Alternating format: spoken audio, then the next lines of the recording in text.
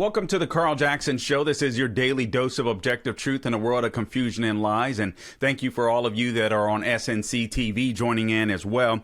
Guys, we've got so much to talk about. Listen, it has been an absolute crazy, very important news week. We're going to go over some of the biggest stories of the week. And, obviously, South Carolina primary is on Saturday, so by the time we're recording live here on Friday, but by the time you see this video, I think the South Carolina or hear this podcast, the South Carolina race or primary, GOP primary, will be more than likely determined by then. This is Nikki Haley. Nikki Haley came out earlier this week, and she called for a press conference, and the word was, or at least people thought, okay, she was probably going to throw in the towel. She was going to call it quits and perhaps support or back Donald Trump, but nothing could be further from the truth. This is what Nikki Haley did earlier this week, and I'm going to explain to you why she did it. And in my opinion, other people that may be behind this that no one is talking about. And here is Nikki Haley. That's why I refuse to quit. South Carolina will vote on Saturday, but on Sunday, I'll still be running for president. I'm not going anywhere.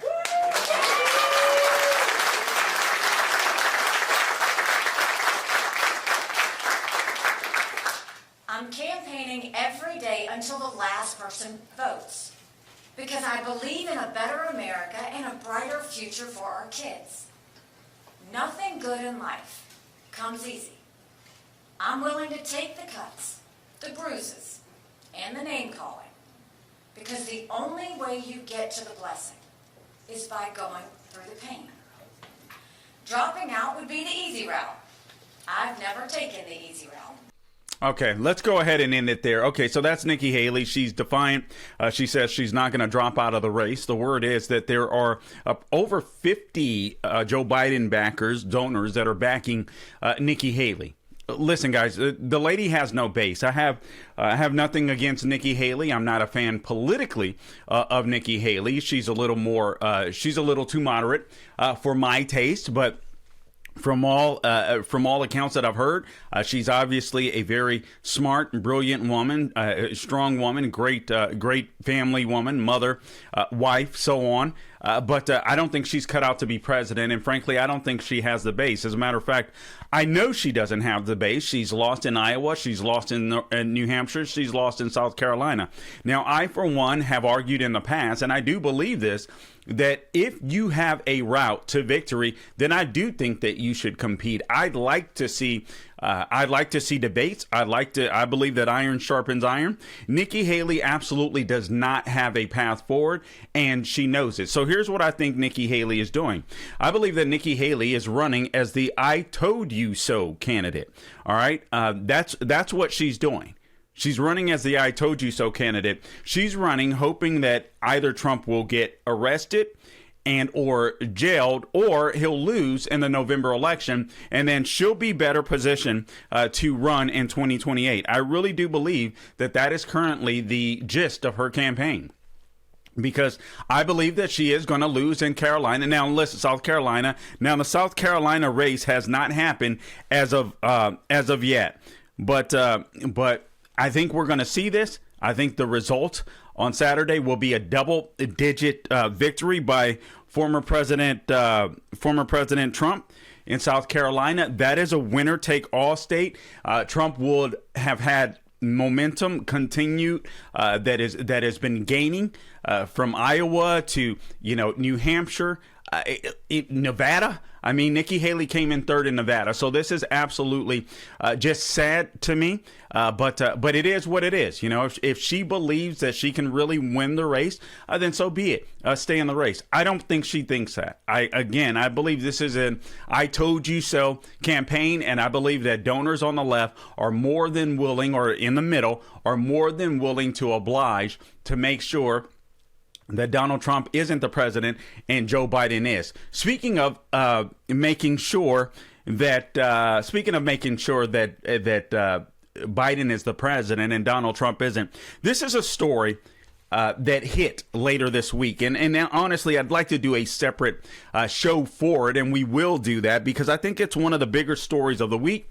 And perhaps I think it could be, if I were to predict, it will end up being, possibly anyway, one of the biggest stories of the year. And that's this story with CBS outing or firing Catherine Herridge. Now, guys, I believe that anyone with a modicum of basic common sense believes that or knows that why Catherine Herridge was really let go at CBS. Their goal was, listen, they had mass layoffs. They weren't doing as well. So why not put Catherine Herridge in the mix and make her look like she's just a part of every other journalist or every other employee that was being let go or got as a result of, budget cuts. But what you have to consider at CBS is CBS has a woke news president that got her job despite an HR probe over bias accusations that she sidelines white journalists. So this is a lady that's woke. This is a lady that perhaps is lording her ethnicity. She looks like she's I'm not sure, a Latino or Asian, or anyway, she's woke. It doesn't matter. She's woke. She's a communist, basically. All right. And so I believe they outed Catherine Herridge. That is my opinion. So here's a summary from the New York Post. The acclaimed CBS reporter, Catherine Herridge, who was investigating the Hunter Biden laptop scandal before she was fired last week, had her personal files seized by the network in an unprecedented move, according to sources at the Post. Herridge, who is in the middle of a First Amendment case being closely watched by journalists nationwide, was among 20 CBS News staffers let go as part of a large purge of hundreds of employees at parent company Paramount Global. So, all right, so there it is. All right, well, okay, she's just one of many that's being let go, Carl, but please listen. Her firing had stunned co-workers, but the network's decision to hold on to her personal materials along with her laptop, where she may have other confidential info, has let many staffers shaken. Guys, this has not happened before. Catherine Herridge is tied up in a First Amendment court case where she does not want to reveal sources from a previous story that she reported on while she was at Fox News. It's also, many people are speculating that perhaps Catherine Herridge has some goods that could lead to a lawsuit against CBS. But here's what you have to understand. I think this is one of the most important takeaways, if not the most important takeaway. These networks, the CBS, the MSNBCs of the world, they are controlled opposition for the White House. In other words, they are supporters of the Biden administration. And anyone that can damage the Biden administration is probably not welcome at CBS News and the mainstream media outlets. And I believe, and I suspect, that is why Catherine Herridge was really let go, because if she was let go, do you hear of one of these other employees, them keeping her laptop and confidential information, keeping her confidential sources on property so that she could not take her material with her? Where have you heard of that being done before? You haven't. A source familiar with the situation told the New York Post, quote, "It's so extraordinary," noting that the files, which are presumptively now the property of CBS News, most likely contain confidential material from Herridge's stints at both Fox and CBS. The source said the network boxed up all her personal belongings except for except her notes and files, and informed her that it would decide what, if anything, would be returned to her. Her personal property, her personal sources. According to the source, they want to see what damaging documents she has. Guys, CBS News is just an extension of the DNC. CBS, DNC, NBC, DNC, CNN, DNC, they are extensions of the DNC. It's as simple as that. Now, there was a spokesperson for CBS that tried to push back on claims that the network plans to keep any sensitive information belonging to Herridge, and this person wrote or said, "We have respected her request to not go through the files, and out of concern for confidential sources, the office she occupied has remained remained secure since her departure. The bottom line is she was reporting on the Robert Hur story, special counsel story. She was the only one, the lone voice on the Hunter Biden laptop story at CBS, and that is not allowed at a left-wing news organization. That's why you, the viewers, are coming to places like the Carl Jackson Show podcast, like SNC TV, because we're going to tell you exactly where we stand. We're not going to try to hide it from you. We're going to report the truth, report the news, and we're going to share our opinions. All right, and you can. That's what you can enjoy about this network. But I'm telling you, Catherine Herridge was railroaded. Guys, this is Carl Jackson in for SNC TV Salem Podcast. We'll be right back.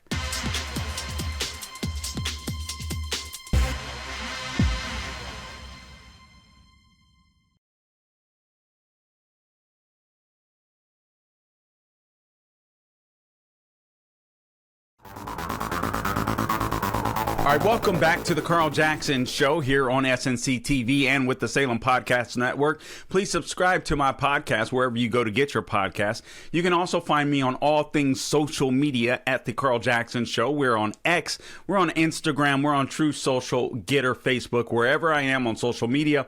The Carl Jackson Show is where you can go to find me, and I would certainly appreciate if you guys would like and share my podcast and also follow me and like me on social media. We would so appreciate that. That'll help more people get to experience this show and see this show. So we're truly grateful if you would do that. So thanks so much for that. All right. So President Trump, former President Trump, had a great town hall, I believe, this week with Laura Ingraham of Fox News and her show, The Ingraham Angle. And I think he did a lot to sway some people in South Carolina. I think he did a lot to sway many independent voters. As a matter of fact, I recall that Laura Ingraham at the end of her program, or at the end of her two-part interview, sat down with a few voters that were pretty strong independent voters, and she asked which way were they leaning. Were they still leaning towards Nikki Haley? Were they somewhere split in the middle? Were they leaning towards Trump? And every single one of them admitted that, listen, before I came in, I was either 50-50, didn't know exactly where I was at, perhaps leaning Nikki Haley, but all were on board with former President Trump by the end of that message. Now, guys, President Trump has undergone some stuff, and actually we as a nation, that we've not seen before. We've seen this Judge Engoron and New York City AG Letitia James go after this president like no one's business. He was just fined $354 million in a civil fraud case for doing what absolutely everyone does. No victim, a victimless crime, if you will. This is a man that said his property was worth this much. The banks came back in and said, no, they're worth this much. And that's how much, that's whatever the banks assessed the loan amounts for, or the property values for, is the loan amount that Trump got. And so everybody was hunky-dory. The bank comes in and testifies whether or not, whether or not they'd still do business with them. They would love to do business with them. This is absolutely insane. All right. But Trump had a great performance that this particular night, and I think he swayed a lot of people in South Carolina. Let's hear some of the things that he had to say. He addresses the whole idea of revenge, but he also talks about a VIP short list, and I want to talk about that. So let's go ahead and roll that, por favor, Gabe. View that. The audience has been asked who they think would be a good choice, and various names came up. One of them was, of course, Vivek Ramaswamy. Yeah. He's made a big splash. Ron DeSantis, who's making an appearance today in South Carolina, we just found out. Obviously, Tim Scott, Byron Donalds, and a big presence here for Tulsi Gabbard. Very interesting. And Kristi Noem as well, I should say. Right. Are they all on your short list, and when can you... Okay, so let me respond to this first. All right, so he says they are, and it was quick, and it was in passing. Listen, I don't know if this list is true. I don't know. I don't think any of us know, but these are the names that are popular: the Tulsi Gabbards, the Vivek Ramaswamy, Ron DeSantis, Tim Scott. Let me just give you my take on some of the names. I believe that the only person, frankly, in that crowd that should be considered as Trump's VP is Ron DeSantis. All right. And he's not going to take it. They seem to still be clashing a little bit after the campaign. Governor Ron DeSantis has made it clear that he does not want to be the VP. And if he's made that clear, I'm pretty sure Trump doesn't want him to be the VP. So he mentioned Tulsi Gabbard. Tulsi Gabbard is very popular amongst some conservatives nowadays. And listen, I love Tulsi Gabbard. I agree with some of her positions, like I'm sure many of you do. I disagree with some of her positions, but all in all, Tulsi Gabbard is still a liberal. And this is what people have to consider. I mean, this is a lady that was pro-choice. I don't know if she's changed her stance. This was a lady that was anti-Second Amendment.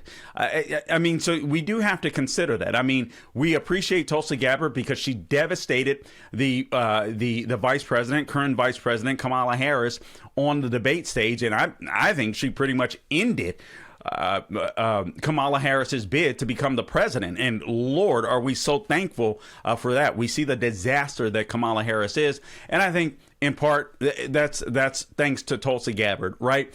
But Tulsi Gabbard as the VP, when we're dealing with fascists and communists on the left, no thank you. She is a liberal. Vivek Ramaswamy, love Vivek Ramaswamy. Gabe, if you could give me the clock, I'd appreciate it. Vivek Ramaswamy, really do like Vivek Ramaswamy and his ability to be able to communicate our worldview and conservative positions effectively. All right. But Vivek Ramaswamy has no track record except that he has ties to China with his business in the past, and he also has ties and has donated to the Democrat Party as recently as just a few years ago. So, do we want to take that chance? He says all of the right stuff. I love his energy. I hope that he sticks around and becomes either a part of a future Trump administration, possibly, or stays in the fold with the Republican Party, because I think he is an asset in teaching Republicans how to communicate effectively.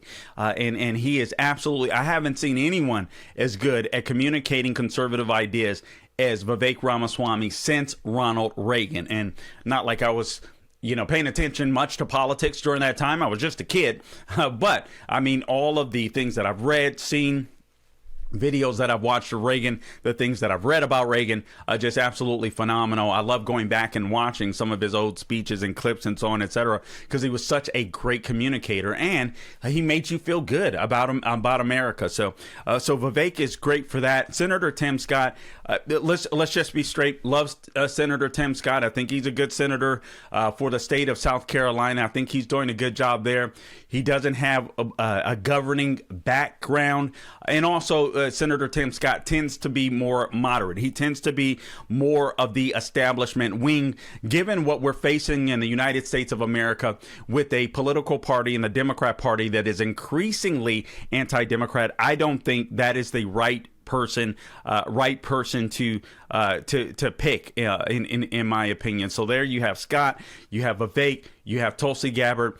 Governor Ron DeSantis has been doing a fabulous job as governor. He's been running this state of Florida, where I reside, very effectively. So I think that he would be good.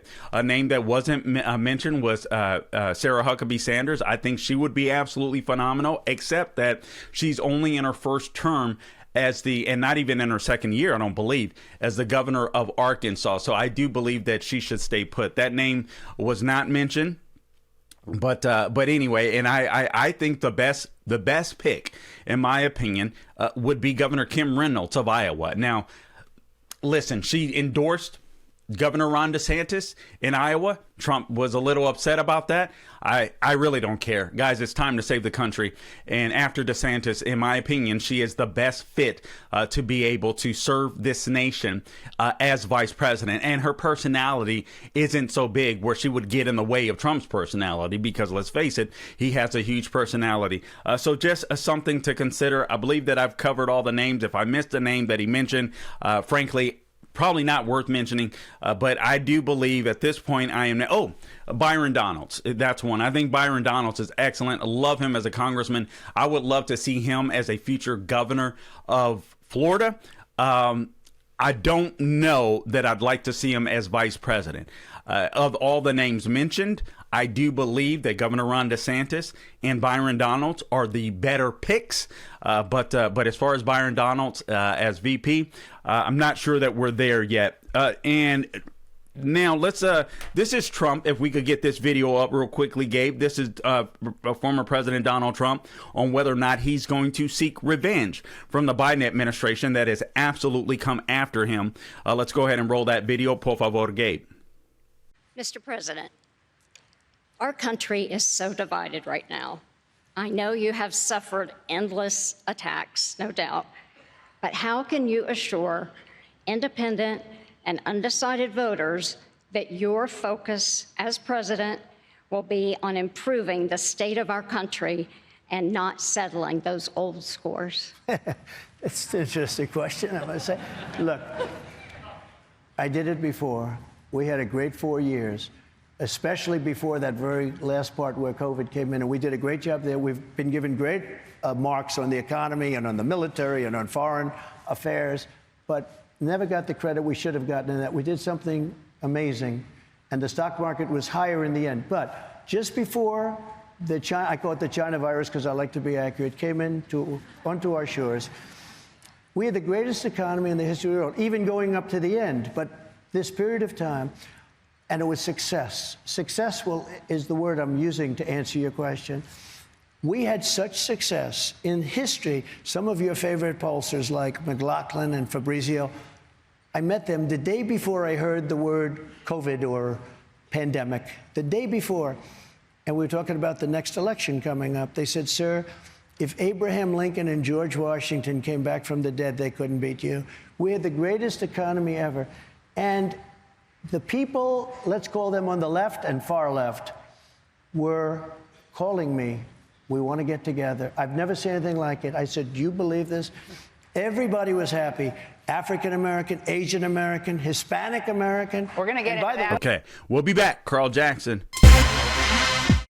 Welcome back to the Carl Jackson Show. Again, your daily dose of objective truth in a world of confusion and lies. Don't forget to support Mike Lindell and MyPillow.com. Right now, there are great deals available at MyPillow.com. All you have to do is use the promo code Carl. I spell it C-A-R-L, not like the communist. Karl Marx. Just click on the radio podcast square. 10-year warranty and a 60-day money-back guarantee on all of MyPillow products. And right now, there are some great deals that are available, some massive deals that are available. MyPillow.com, promo code Carl, or give them a call, 800-858-0263, and mention my name. Guys, listen. This trans craze is absolutely insane in the United States of America. Dr. Phil came out on Joe Rogan's show earlier this week and basically bashed what we're seeing, this trans movement that has taken over in the United States of America. Here's a quick synopsis from the Daily Wire, and we'll run the video. Dr. Phil McGraw blasted medical authorities this week for pushing children to become transgender, saying that they were causing long-term damage to the kids, while also warning that social media is causing the issue to become a social contagion, quote unquote. I'll let you hear it from Dr. Phil's mouth. There's also a Catholic married couple in the state of Indiana that had their child taken away from him their son, because he identified as a female. They weren't having it based upon their religious beliefs and science and common sense. And so the state of Indiana took away their son and put him into the foster care system, where he ended up aging out. And the son has little or anything to do with him, but he has been taken over, or he has bought into the alphabet rainbow coalition, if you will. This is Dr. Phil on Joe Rogan. I want to play this video for you. And this is phenomenal. We need big names like this speaking out against the child mutilation and adult mutilation that is trans surgeries. Here's Dr. Phil. It's interesting they choose words like gender-affirming care. You know, that's interesting that they call it that, but really what they're talking about is hormonal therapy or sex reassignment surgery on children. And in fairness, the American Medical Association, the American Academy of Pediatrics, the American Endocrine Society, or whatever the exact name of that is, all of the major medical associations have signed off on this, Joe. They've signed off on it. And I have never seen those organizations sign off on anything with less information as to whether or not it does long-term harm of anything in my life. And when I ask about that, when I bring that up, then they immediately label you as transphobic. Okay, so that is Dr. Phil. He mentioned these medical associations, again, that have signed on with this. Several European countries have totally reversed course when it comes to these trans surgeries, especially for minors, because it is causing long-term damage. But the left has been using language like gender-affirming care. In that way, they can feel, it can feel soft and fuzzy when they're literally chopping body parts off of children that are not wise enough and old enough to make these long-term decisions. Frankly, I don't even think this should be happening with adults, because gender dysphoria is a mental disorder. All right, but here, if we can finish up with Dr. Phil and some of his quotes, I think his words are really potent. Let's go ahead and roll a game. And I thought that the deal was first do no harm. And all of the European countries, Sweden, Norway, they've all stopped doing it because they say, we cannot say in good conscience that this does no harm, because it does harm. If you look at the long-term consequences, if someone changes their mind at 10, 11, 12, 13 years old, they can't decide which pajamas they want to wear at night. And their reason for doing it is it stops this drive for suicide, that there's a suicide epidemic. It doesn't fix that. It doesn't fix all the comorbid issues that come along with feeling like they're in the wrong body. But yet they're pushing this, and we're going to do some shows that are already taped that are revealing what the real results of this are. And I think people are going to be shocked that these medical organizations have signed off on this. I think they've just given in to the pressure. Yeah, I just don't understand where the pressure is coming from. Another phrase they're using now is life-saving gender-affirming care. They like to smash them all together like that. Well, I don't think that I just don't think that there's evidence to suggest that's true. Is this the guy you're talking about? He said there's no such thing as parental rights in Canada. Children have rights in Canada, and those kinds of policies restrict the rights children have. This is a wild thing, man. We can leave it there, but America isn't falling for it. This is what Dr. Phil is saying. America is starting to wake up to the truth of these transgender surgeries and the damage that's being done and inflicted upon some young kids. Here's a headline that hit earlier this week. I'm not sure if you're aware of this, but Illinois bill changes the definition of abused child to include kids whose parents object to abortion, transgender hormones, and surgeries. Isn't that insane? I mean, just stop and think about that. That is absolutely insane. So we have dealt with science for, since the beginning of man. We know that there's men and women. There are only two sexes. And don't get caught up. Remember, I'm telling you, language matters. Don't use the word gender. The left wants you to use the word gender because gender is fluid. Gender is a neutral term. You can decide whatever you want to be. That isn't true. The battle and the victory on this issue is science. It is religion, in my opinion. It is the way that God created people. God created people male and female. Everything else is a mental disorder or a lie in order to manipulate a voting block of people. It is as simple as that. It's as simple as that. But science tells us, and the reality of life tells us, that you're either a male or a female. Here's another story that you may have missed earlier this week. And this is really sick, but British hospitals are now saying that milk from men equal to mothers' breast milk for babies. Guys, do you believe that? No, not anyone believes this. And honestly, this is a story that Republicans should be tackling head on to go against the left. All right, Gabe, let's go ahead and roll this. This is a video I want you guys to watch. We'll cut it at the end. Gabe, just let me know when I have 30 seconds remaining. But this is a couple in Indiana, a married couple that had lost their child in Indiana, of all places, to this trans craze. Let's go ahead and roll it. 2021. We unfortunately had to become reluctant warriors when our child was removed from our home after DCS became involved in our family life. When our son was removed, it was like someone pulled the rug out from underneath us. As a father, I believe one of my main goals is to keep my children safe. And I can't do that when the state comes into our house and takes our kid because we can't, in good conscience, affirm his transgender ideology. His disappearance made a huge hole in our hearts and our family, but we will always love him and pray for him. Our child was out of our home for 17, 18 months altogether, ultimately aging out of the foster care system.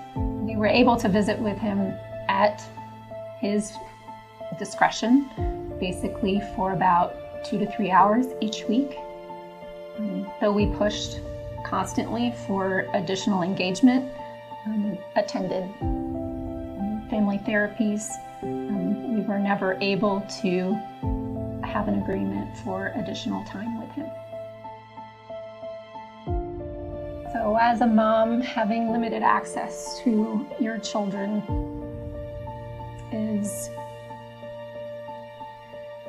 it's heart-wrenching. I miss his laugh.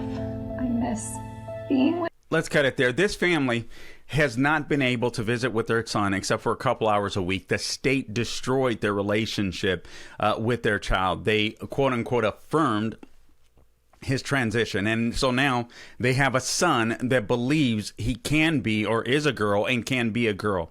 And nothing could be further from the truth. Guys, this is we are being gaslit, those of us on the right. This is a psyops campaign. Remember, the only way that the left can win elections, they can't win elections based upon their ideas. That's why they're going after former President Donald Trump now, and they've reinvigorated this Russia collusion hoax and saying that Vladimir Putin wants Donald Trump to win, and if Donald Trump wins, it'll be, it's the Russia collusion hoax all over again, despite the fact that there is that there's mounting evidence that it is the Joe Biden family that is absolutely corrupt.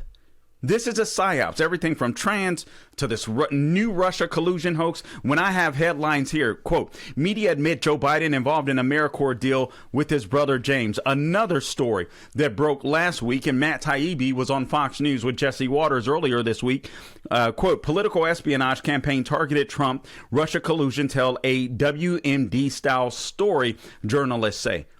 Just all a fraud. The CIA started the Russia collusion hoax. They sicked the deep state on the former president and his administration. If they would do that to him, imagine what they would do to you. Actually, we don't even have to imagine. Look at what they've done to J6 protesters, most of whom were peaceful and just entered the Capitol and now are serving tons of years behind bars. Guys, we'll be back to close this out. This is the Carl Jackson Show. I'll see you in a few. It wasn't until early February when I was in a meeting that experts at the foundation said, there's no way, there's been too much travel without diagnosis for us to contain this.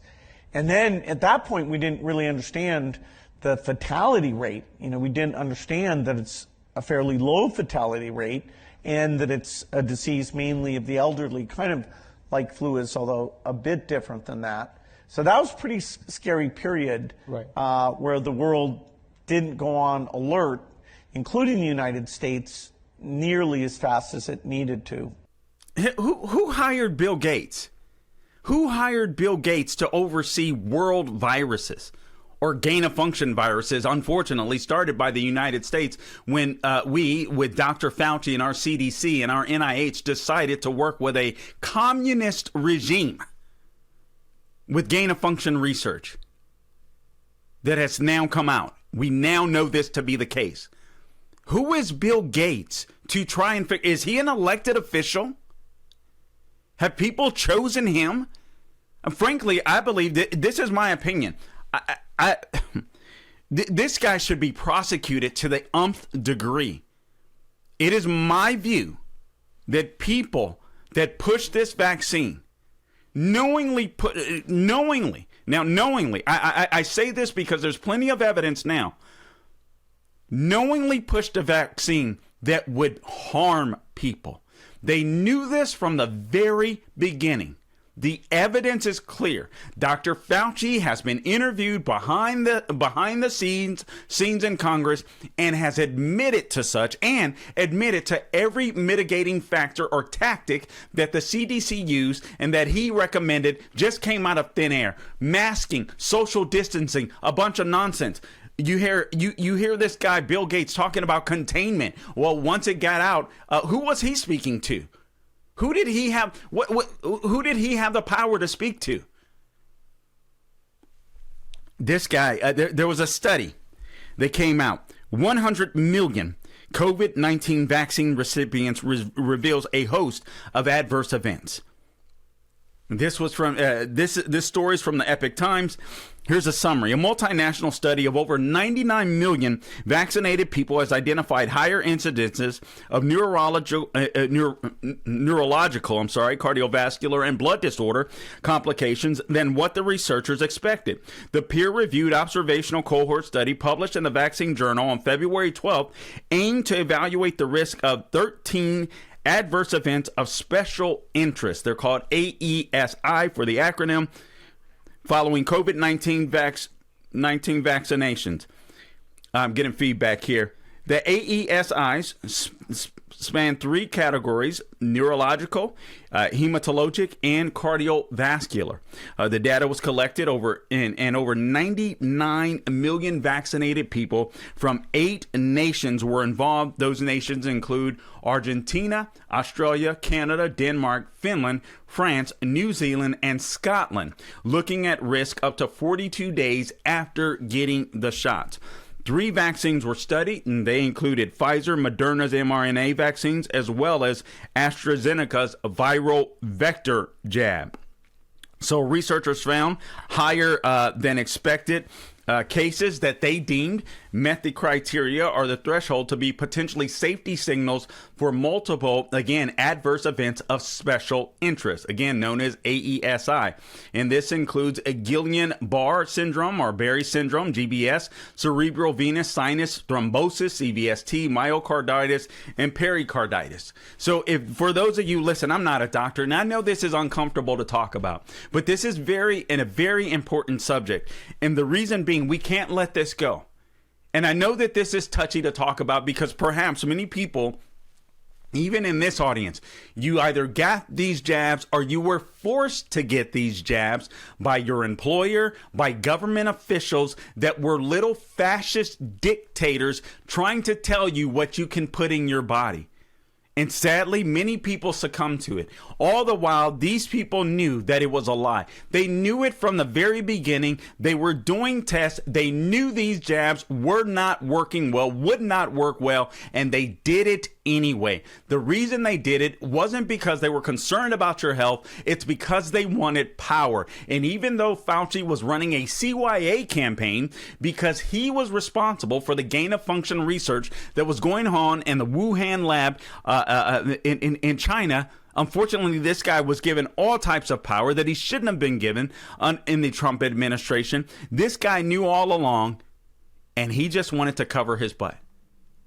He was willing, think about this, Fauci, Bill Gates, and all of these people were willing to let God knows how many people get injured or even die from these jabs.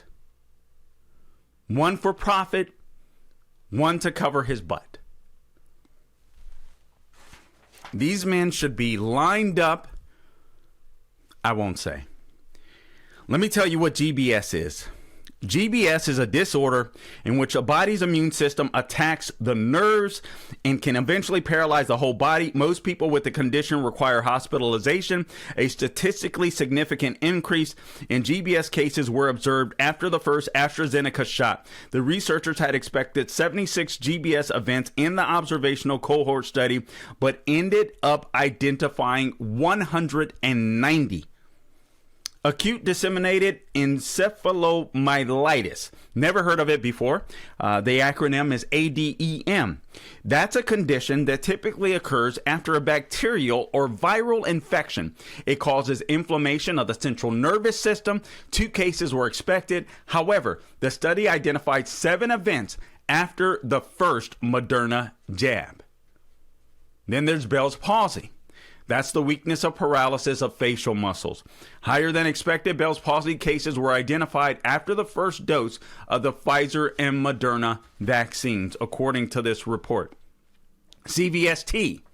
CVST is a condition in which blood clots form in the brain, blocking the blood from draining out. This can end up causing a hemorrhage. While 21 events were expected, researchers identified over 3 times the number of cases at 69 following the first dose of AstraZeneca vaccine. CVST cases were also higher than expected after the first and second Pfizer shots.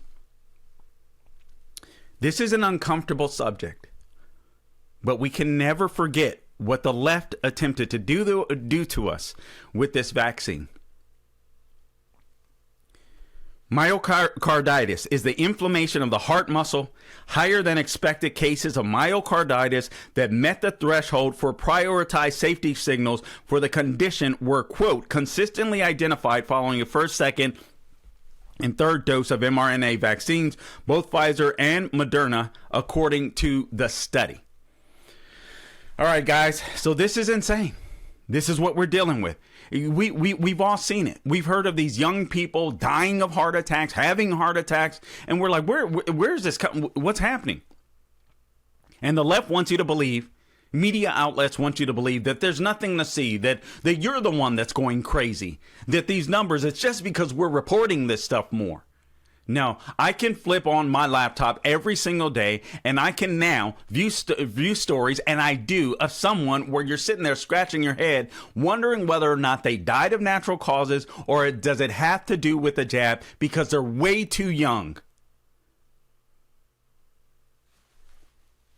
And even if it's not causal, if there's some type of correlation with the jab. Guys, we are living in crazy times. And we're being gaslit. Pericarditis is another one. That's an inflammation of the outer lining of the heart. The number of pericarditis cases exceeded expectations following, quote, all doses of all 3 vaccines, according to researchers. This stuff has to be stopped. There was a research done, Florida Governor Ron DeSantis and Dr. Ladapo here, that runs our health agency here. Forgive me, I forget the name of it. But they were also to conduct a study, and they found out that these jabs, in some cases, cause super cancers. Guys, these people tried to poison us, and they tried to get away with it. You heard Bill Gates saying there was no way to contain it. People were getting on flights and so on, etc. We didn't know until later on that, it was the older people that should have got the jabs and, so on, etc. We've now found out that even that the jab wasn't even necessarily safer for some of the older people, but you could understand that, right? And we have people like, again, Governor Ron DeSantis right here in Florida that surmised early on that, listen, we should just be using these jabs for the elder population. Children are virtually, they're safe from this. There's no reason to use this jab, but we did it anyway. They did it anyway. Guys, let me just close out with this. We had an outage yesterday, AT&T, T-Mobile, Verizon, a cell phone outage. Remember, we're being gaslit. Maybe it was just an outage. Maybe it's just a coinkydink that these outages happened in major cities across the United States of America. Maybe it is. But I can tell you what the headlines would be if Donald Trump were in office. The headlines would be that we need to be aware, or we need to be on the lookout for some type of cyber attack. That's where we are today in America. Guys, I appreciate you tuning in. Until next time, don't grow weary doing good. God bless you.